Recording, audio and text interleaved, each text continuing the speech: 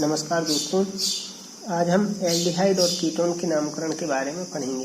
पिछली वीडियो में हमने देखा था कि हम इन्हें कैसे पहचान सकते हैं या इनका जो है सामान्य परिचय हमने पढ़ा था।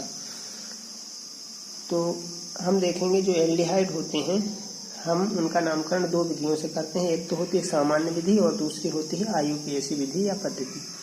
तो जो IUPAC पद्धति होती है वो बहुत ज़्यादा इम्पोर्टेंट होती है क्योंकि कई बार वो जो है एग्जाम में नाम पूछते हैं। सामान्य पद्धति में देखते हैं हम क्या होता है। तो इसमें नामकरण उस अम्ल के आधार पर किया जाता है जिसके ऑक्सीकरण पर ये प्राप्त होते हैं। मतलब कहने का ये है, मान के चलो हमारे पास ये CH3CHO है, हमने इसका ऑक्सीकरण किया मतलब ऑक्सीजन ऐड कर दिया तो हमें CH3COOH प्राप्त हुआ। इसका नाम होता है एसिटिक अम्ल या एसिटिक एसिड। ठीक है, तो इसके ऑक्सीकरण पर हमें एसिटिक अम्ल प्राप्त हुआ है तो हम इसका नाम रख देंगे एसिटैल्डिहाइड। ठीक है, क्योंकि इसके ऑक्सीकरण से ये प्राप्त हुआ तो इसका नाम है एसिटिक अम्ल, तो इसी के आधार पर हम इसको एसिटैल्डिहाइड कह सकते हैं। ठीक है, अब आते हैं IUPAC पद्धति में क्या होता है। IUPAC पद्धति में क्या होता है, इनके नाम जो है संगत एल्केन के आधार पर रखे जाते हैं। मतलब जो भी हमारा फॉर्मूला है हम उसमें देखेंगे कि किस तरह का एल्केन है, उस एल्केन के नाम के आधार पर हम नामकरण करते हैं। और जो एल्केन होता है हमारा, उसका जो ई होता है, एल्केन के अंत में देखिए ई का उच्चारण होता है एल्केन, उसका जो ई है उसके स्थान पर हम क्या कर देते हैं IUPAC पद्धति में एल लगा देते हैं। ठीक है, या अगर इंग्लिश में लिख रहे हैं तो AL आ जाता है। संगत एल्केन के नाम के आधार पर जो है IUPAC पद्धति में नामकरण किया जाता है और अंत में ई के स्थान पर एल आ जाता है। ठीक है, यदि हम देखें तो HCHO, इसका यदि हम सामान्य नाम देखें तो होता है फॉर्मेल्डिहाइड।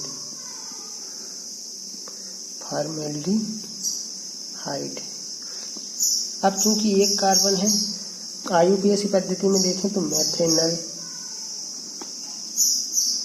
ठीक है, यदि हम कहें CH3CHO, इसका सामान्य नाम होता है एसिटैल्डिहाइड। ठीक है, इसमें देखें एक कार्बन दो कार्बन हो गए, मेथेनल। ऐसे मतलब जितने कार्बन बढ़ते जाएंगे उसी के आधार पर हम नामांकन करते जाएंगे। 3 कार्बन है तो क्या हो जाएगा प्रोपेनल, 4 है ब्यूटेनल, 5 में पेंटेनल। ऐसा कार्बन की संख्या के आधार पर हमें क्या है अल सफिक्स लगाना ही पड़ेगा, वो सॉरी प्रीफिक्स। ठीक है, ये हो गया हमारा सामान्य फार्मूले में नामकरण। अब हम देखेंगे जब कोई जटिल श्रृंखला दी गई हो, जैसे हमारे पास एक फॉर्मूला दिया गया है,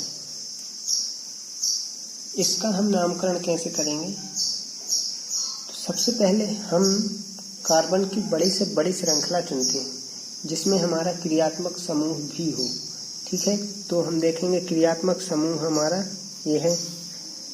अब हम यहाँ से यदि गिनना स्टार्ट करें तो एक पहला कार्बन है, एक दूसरा कार्बन है। ठीक है, यदि इस तरफ जाएं 3 4, यहाँ आएंगे तो हमें 4 कार्बन प्राप्त होते हैं। ठीक है, इस तरफ जाएं तो यहाँ 2 3 4 5, यहाँ हमें 5 कार्बन प्राप्त हो रहा है। मतलब हम जो है इस तरफ कार्बन का संख्यांकन या नंबरिंग करेंगे जहां हमें ज़्यादा से ज़्यादा कार्बन प्राप्त हो सके।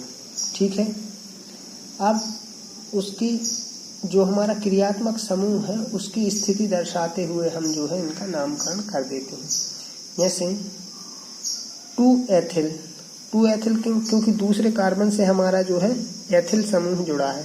ठीक है, 2 एथिल। ठीक है, 4 मेथिल, चौथे कार्बन से हमारा क्या है एक मेथिल समूह जुड़ा है। 4 मेथिल या 4 मेथिल, कितने कार्बन हुए 1 2 3 4 5, तो पेंटेनल। मैंने बताया था ना कि अंत में अल जरूर आएगा, तो इसका ऐसे हम जो है लंबी श्रृंखलाओं का नामकरण कर सकते हैं। हमें क्या करना है, क्रियात्मक समूह से जुड़ी हुई वह बड़ी से बड़ी श्रृंखला चुनना है जिसमें ज़्यादा कार्बन हो। ठीक है, फिर क्रियात्मक समूह की स्थिति दर्शाते हुए उसका नामकरण करेंगे और अंत में अल लगाएंगे। ठीक है, ये तो हो गई जटिल श्रृंखला की। अब हम देखें, जब कोई नॉर्मल या अशाखित श्रृंखला दी गई है जिसमें 2 या 2 से अधिक क्रियात्मक समूह हैं, तब क्या करते हैं। देखिए, ये हमारे पास फॉर्मूला दिया है जिसमें 1, 2 और 3 क्रियात्मक समूह हैं, मतलब 2 या 2 से अधिक क्रियात्मक समूह दिए गए हैं। तब हम क्या करते हैं, कैसे नामकरण करते हैं, इसमें हमें ध्यान रखना है कि हम कोई सी भी श्रृंखला लें, बड़ी से बड़ी कार्बन श्रृंखला हम इसमें भी चुनेंगे, मगर इसमें क्रियात्मक समूह के कार्बन को नहीं गिना जाएगा। यदि हम यहाँ से स्टार्ट करते हैं, यहाँ से देखते हैं, ठीक है, तो हमें 1, 2, 3, 4, 5 कार्बन प्राप्त हो रहे हैं। यदि हम इससे बात करें, इस तरफ जाए 1, 2, 3, ठीक है, यहाँ से यहाँ तक आएगा, सॉरी इस वाली लाइन में 1, 2, 3, 4 ही रहेंगे। ठीक, यहाँ से 1, 2, 3 प्राप्त होंगे, इस तरफ जाएंगे 1, 2, 3, इससे देखें 1, 2, 3, 4 हम इस तरफ से करेंगे। क्यों करेंगे, क्योंकि यहाँ पर 2 क्रियात्मक समूह दिए गए हैं पास पास में। ठीक है, तो हम यहाँ से नंबरिंग करेंगे 1, 2, 3, 4। हम एक बार फिर बता दें, जब अशाखित श्रृंखला हो तब हम क्रियात्मक समूह के कार्बन परमाणु का संख्यांकन या गिनती नहीं करते हैं। ठीक है, तो हमारे पास अब इसका नामकरण देखिए, कितने कार्बन हैं, 4 कार्बन हैं, तो ब्यूटेन,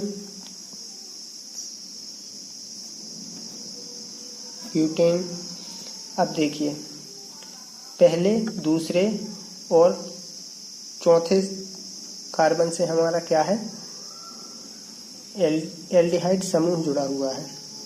यदि हम यहाँ देखें तो इससे भी जुड़ा है, तो 1, दूसरे से भी जुड़ा है 2, और यहाँ चौथे से जुड़ा है 1, 2, 4, 3 है ना, तो ट्राई कार्बेल्डिहाइड क्या हो जाएगा, 4 कार्बन है तो ब्यूटेन, 1, 2, 4 ट्राई कार्बेल्डिहाइड। उम्मीद है आप लोगों को समझ में आ गया होगा। अब इसमें अंत में रह जाता है अपना एरोमेटिक एल्डिहाइड का नामकरण। उसमें कुछ नहीं होता है, सिर्फ एरोमेटिक एल्डिहाइड में हम क्या करते हैं, जो हमारा क्रियात्मक समूह होता है उसको हम मुख्य समूह मान लेते हैं और उसकी स्थिति के आधार पर वो कहाँ है, ऑर्थो स्थान पर है या मेटा स्थान पर है या पैरा स्थान पर है, ऐसा। या यदि हम संख्याओं में तो 1, 2 और 3 के द्वारा इसको शो करते हैं। ठीक है, जो भी हमारा CHO से जो कार्बन जुड़ा होता है उसे हम 1 नंबर प्रदान करते हैं या संख्या प्रदान करते हैं, 1 मानते हैं। ठीक है, ये हो गया हमारा नामकरण। सेम ऐसा ही है हमारा कीटोन में, वो हम देखेंगे अगले वीडियो में। ठीक है, उम्मीद है आप लोगों को वीडियो समझ में आया होगा, और यदि कोई भी प्रॉब्लम होती है या समझ में नहीं आता है तो आप मुझे कमेंट करके बता सकते हैं। धन्यवाद।